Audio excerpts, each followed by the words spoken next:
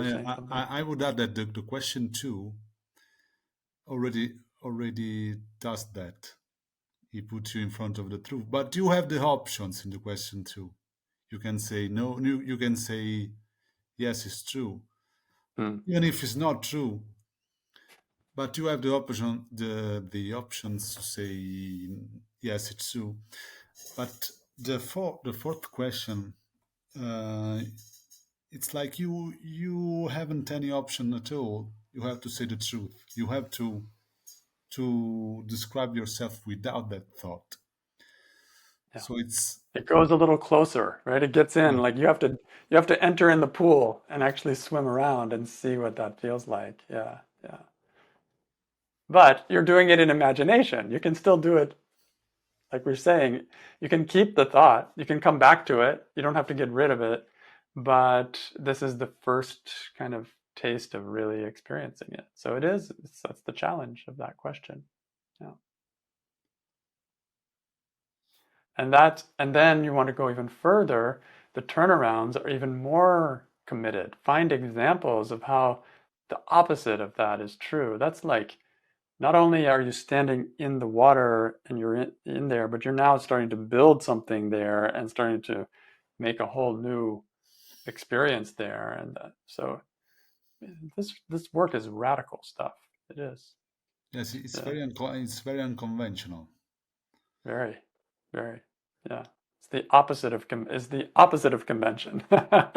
It's like go in the opposite direction and look there. Yeah. And if I may add one more thing, if I understood the work well, the 99.9 percent of the answer of the question 2 is no, because nothing is true.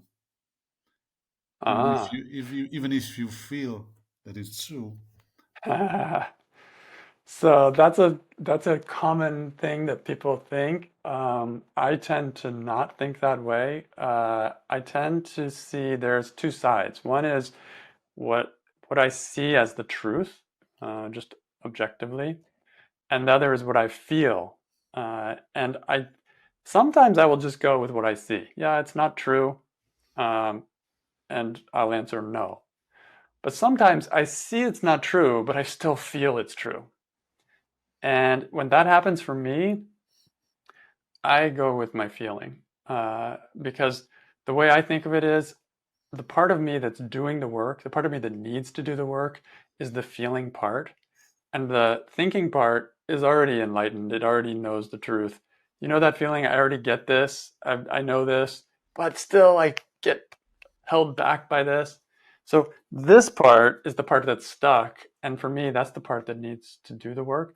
So when I'm asking, is it true? I'm actually asking this part down here.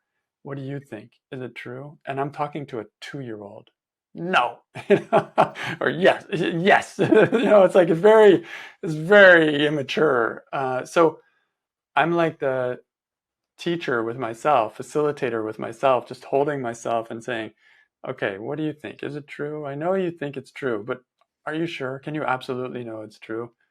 And I'm asking it to think, and it's going, and maybe it will say, no, it's not true, but a lot of times it will also say, yes, absolutely, it's true, and and I'm okay with that. I'm okay with it. That's my way. I don't know if that's how others do the work, but that works for me.